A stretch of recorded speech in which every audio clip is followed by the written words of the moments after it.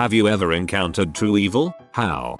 My kids went to visit their mom in the UK on a court-ordered visit. I knew what was going to happen, but couldn't prevent the visit. Sure enough, rather than put them on a plane back to me in the USA, she went on the run with them and her boyfriend. I got a lot of help from the Center for Missing and Exploited Children, the US State Department, and the Scottish government paid all my legal fees over there.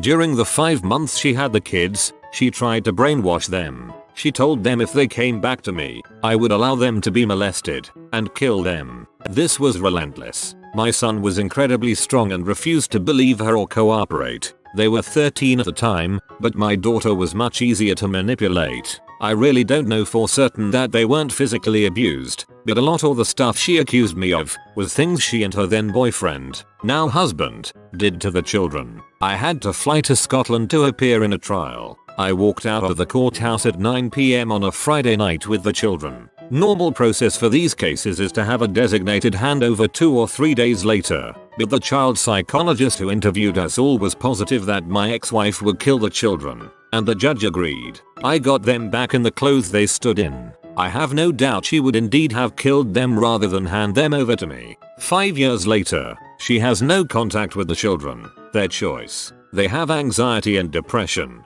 but are doing remarkably well. They are high school seniors now, and they make me proud every day.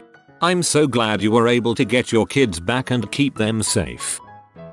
I worked with a guy in Ontario who was always posting on Facebook that he just adopted new puppy like every 4 or 5 months. He adopted them from all different shelters and people. Had to have about 8 or 9 at one point. We went to his house for some reason and there were no dogs. No signs of dogs. No toys. No food bowls, etc. We asked about the puppies and he just offhandedly pointed to the backyard, which we noticed was full of little mounds, and said they all were sick and died. Guess he just didn't have good luck with animals. The way he said it was cold. The CSPCA investigated him and tested the remains. He was putting small amounts of his own homemade poison in the dog food and conducting his own little LD50 test.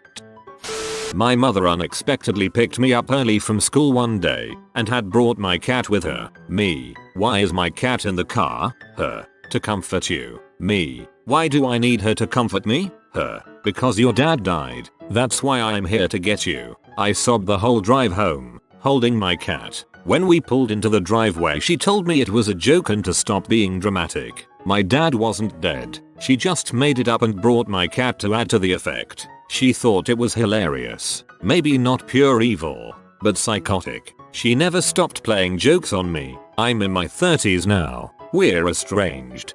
That would scar 90% of people for life. What the actual frick?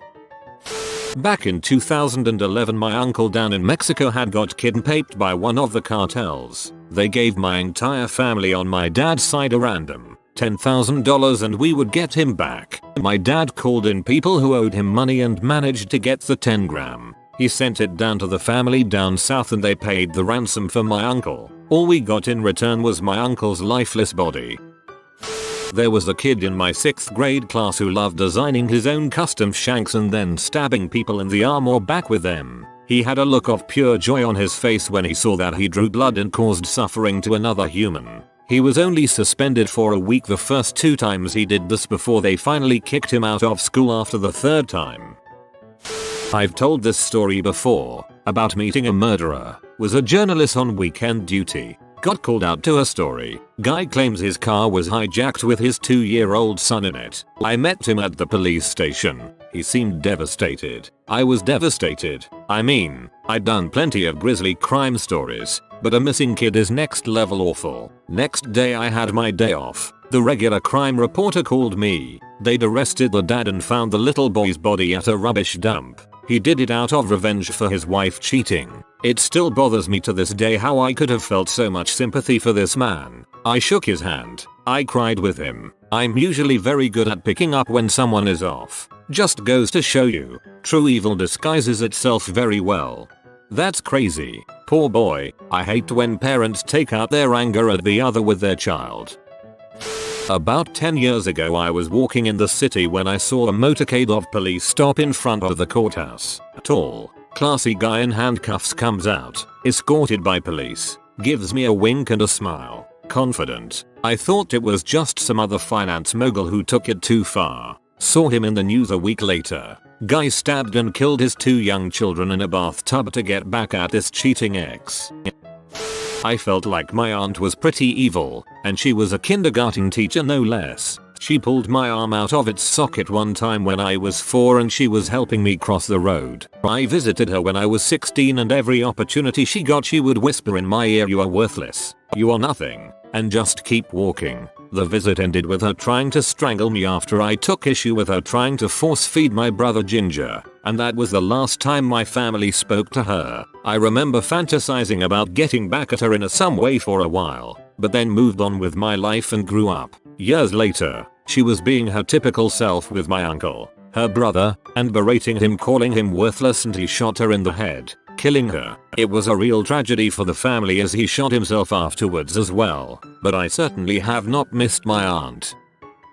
I don't know about true evil, but my stepfather-in-law is a truly horrible person. My husband was diagnosed as autistic quite young. Stepfather said it was BS and just beat the crap out of him. Just beatings would have been one thing, but he got downright petty. He would purposely figure out the foods he had sensory issues with and cook only those foods. That turned into their entire menu. He claimed that they were his favorite foods, but this favoritism only occurred after he realized my husband didn't like them. He also would go out of his way to make sure my husband didn't get things he wanted, even if it meant eating more cake so my husband had less. When my husband's teachers suggested special education, he refused and just beat him more to try to get him to have good grades. All bruises were easily explained because my husband liked skateboarding. He was determined that autism was just bulls and that it was nothing a good whooping couldn't fix. The final blow, the truly crappy thing, was the birth of his son. When my husband was in his late teens, his mother and stepfather had a baby.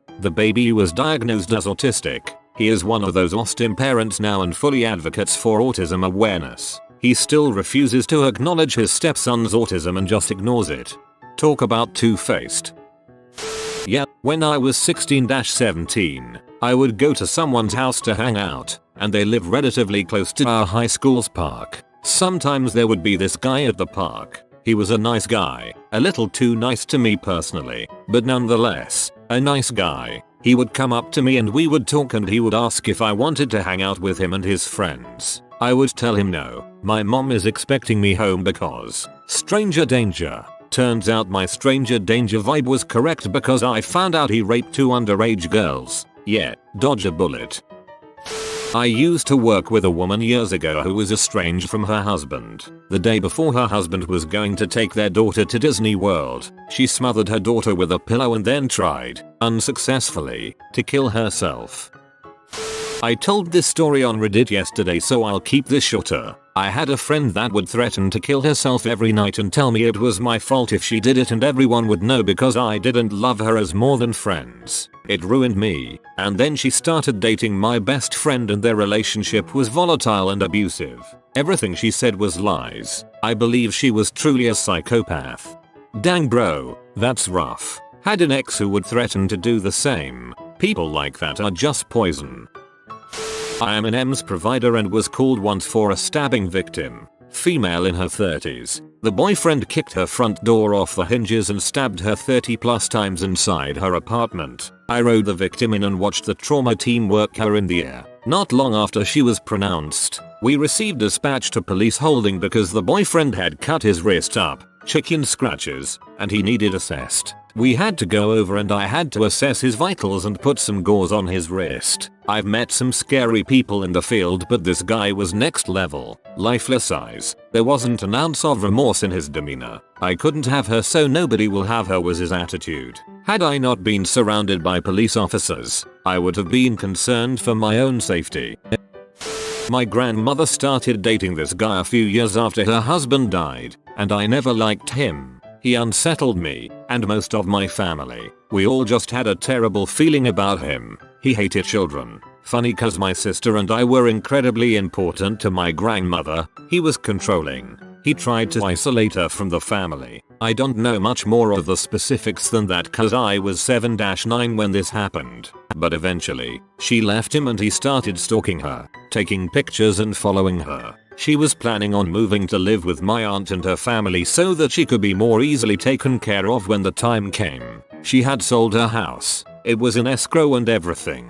All she had to do was actually physically move. And this monster snuck into her house while she was letting her dog out and shot her. There are only two good things about this, in my opinion. 1. My grandmother didn't even know what happened. She didn't feel anything. She had no idea. And 2. The sucker tried to kill himself and laid in agony for hours while he was dying. He did die eventually, like 8 hours later if I remember right. It was terrible for my family though. It ruined all our lives for a while. My mom still doesn't know how to cope with it even 17 years later. And 2. The sucker tried to kill himself and laid in agony for hours while he was dying. That is karma at its finest.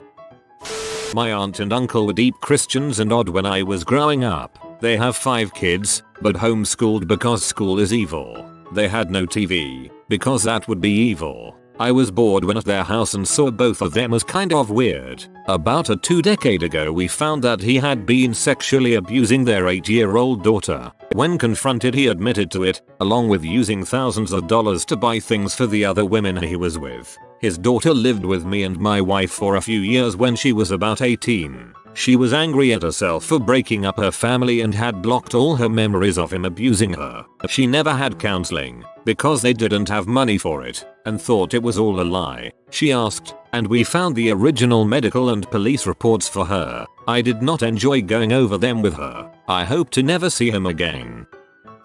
I've spent a lot of time volunteering in a prison. As a teacher, every one of my students are good people who made bad decisions and are paying their debt. I've never thought of them as evil, except for one student, very intelligent man, serving time for killing his wife in a particularly heinous way. In casual conversation, he refers to her as his ex, like, my ex and I went to Greece once. I was shocked the first time I heard him do it. She's not your ex-wife, man. She didn't divorce you. You chopped her to pieces. Closest thing to casual evil I've ever seen.